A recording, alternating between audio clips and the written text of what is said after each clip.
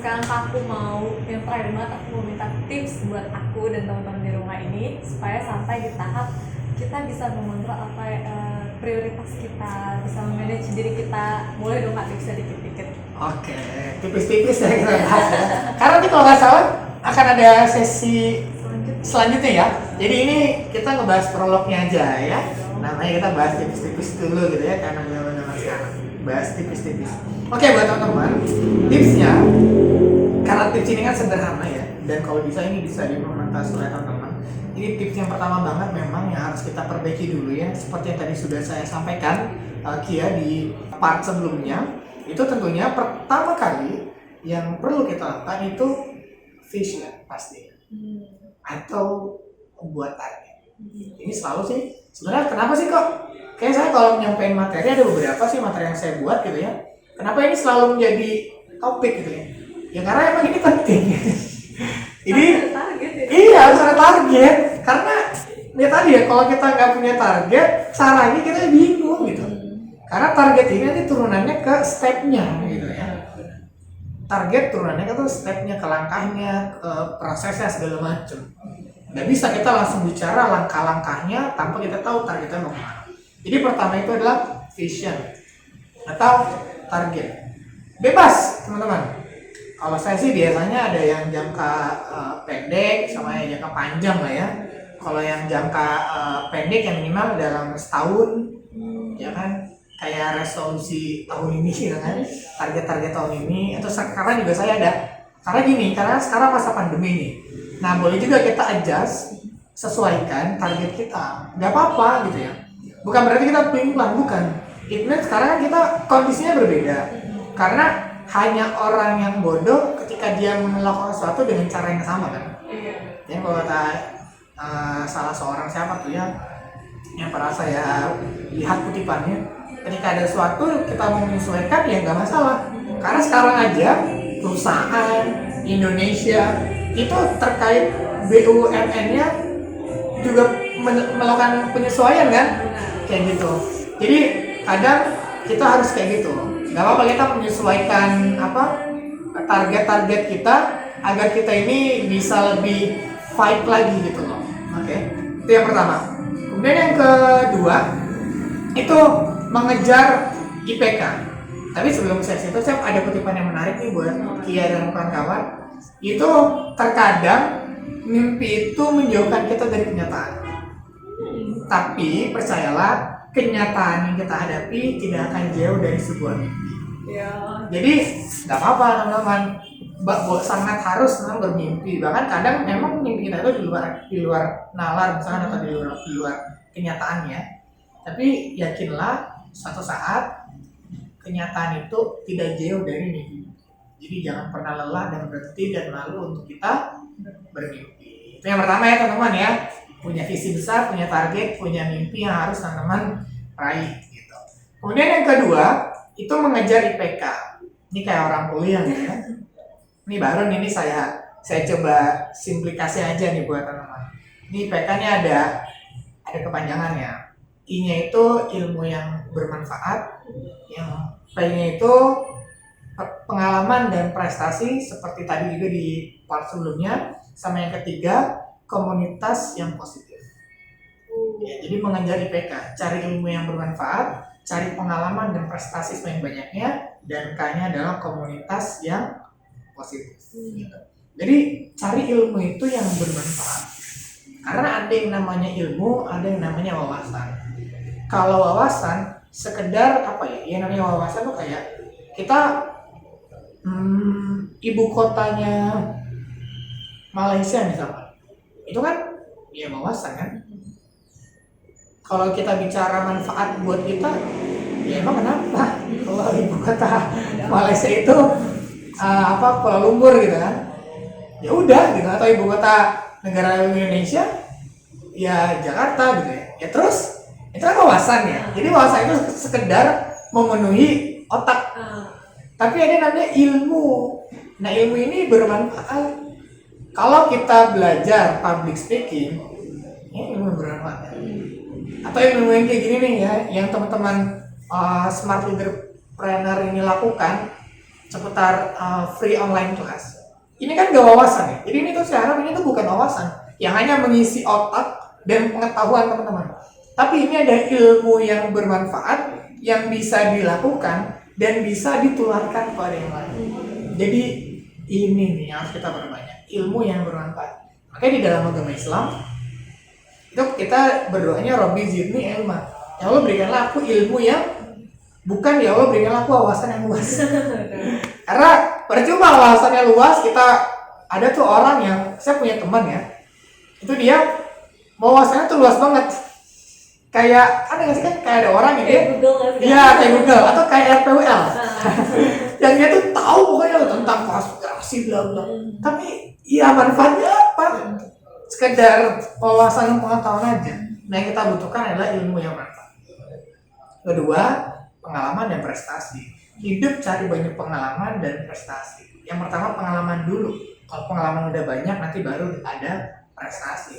Karena biasanya kebanyakan orang bisa meraih prestasi ketika sudah banyak pengalaman. Seorang juara bukan dia ketika berkompetisi langsung juara, no. Tapi seorang juara bagaimana ketika dia melakukan sebuah kompetisi, dia mendapatkan pengalaman yang banyak, di satu titik akan meraih sebuah prestasi. Jadi flow-nya tuh kayak gitu. Jadi nggak mungkin ya ada orang yang ujuk-ujuk ada effort saya. Iya ada effort ya kan, langsung juara gitu ya. Kalaupun ada, ya sepersekian persen lah ya. Sehebat-hebatnya siapa ya setahu saya? Sehebat-hebatnya Cristiano Ronaldo, Lionel Messi atau Muhammad Salah atau semuanya lah. Ya pasti pernah ngebawa klubnya nggak juara, tapi nambah pengalaman kan? Nambah. Itu yang kedua. Tentang IPK yang terakhir adalah komunitas yang positif. Jadi bagaimana kita bertumbuh dan berkembang di lingkungan yang positif. Nah ini penting di saat sekarang nih. Banyak-banyak ikut online class, banyak-banyak ikut komunitas atau organisasi. Agar apa? Agar kita ini terbentuk. Karena tadi ya, ada sesuatu di dalam diri kita yang kita tentukan. Tapi ingat, ada juga yang itu dibentuk dari lingkungan sekitar kita. Contoh, kenapa sih di lingkungan pesantren itu mayoritas orang-orangnya itu agamis dan sopan santun segala macam? Ya karena lingkungannya seperti itu. Dibentuk ya. Atau orang Indonesia, kenapa sih terkenal orang Indonesia itu sopan santun, ramah, saling menolong, bersenyum? Ya karena lingkungannya seperti itu. Tapi memang itu kembali lagi ke diri sendiri. Tapi itu ada pengaruh ya, ada pengaruh. Walaupun tidak banyak dan tidak mendominasi. Walaupun bukan berarti saya sepakat bahwa lingkungan itu membentuk kita, enggak. Gitu. Tapi lingkungan itu punya alih, punya peranan juga dalam membentuk diri kita. Tapi nggak membentuk 100% diri kita kok. Jadi buat teman-teman kayak Hanka, saya tinggal di lingkungan yang kurang support. Atau bahasa zaman sekarang toxic gitu ya, toxic relationship misalnya. Nah nggak semata-mata itu akan membuat teman-teman jadi buruk, nggak juga gitu. Karena ada seorang anak pezina misalkan, atau seorang anak yang lahir dari di luar nikah, apakah lantas dia akan terlahir next menjadi seorang pezina juga? Kan enggak. Tapi tergantung bagaimana dia bisa masuk. Jadi itu hanya sekian persen lah, kayak gitu. Banyak dari diri sendiri. Iya, tetap kembali ke diri sendiri.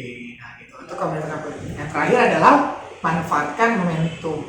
Nah sekarang nih, teman-teman udah dapat sharingnya, udah tahu ilmunya, udah tahu ininya. Ya harus dilakukan apa? Ya manfaatkan momentum ini. Karena memang saya setuju bahwa kak saya ini kalau dapat motivasi semangatnya saat itu doang. Ya Allah. Ya. Kayak dulu tuh kalau lagi pernah sih kalau lagi sekolah ujian gitu kan, pas lagi semua sabar nangis minggu depan ya gitu lagi. Ya wajar nggak? Ya saya sih bilang itu sangat wajar karena motivasi itu kayak iman. Ya zit wayankus, kadang naik kadang turun. Nah makanya penting buat kita selalu menambah motivasi diri gitu ya. Udah tahu nih sekarang lagi nggak semangat, ya harus tambah motivasi. Jangan nyalahin dirinya, nggak salah gitu. Ya tambah lagi motivasinya. Jadi buat teman-teman manfaatkan momentum saat ini. Terlebih bagi saya pribadi ya, saya sangat melihat kondisi COVID ini atau kondisi pandemi ini sangat menjadi banyak peluang.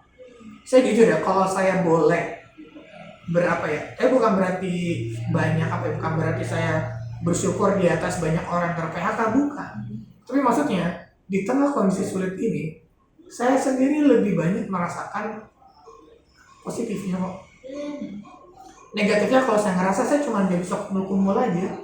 Tapi positifnya waktu sama orang tua saya tuh banyak banget. Kemudian waktu yang bisa saya atur itu sangat fleksibel.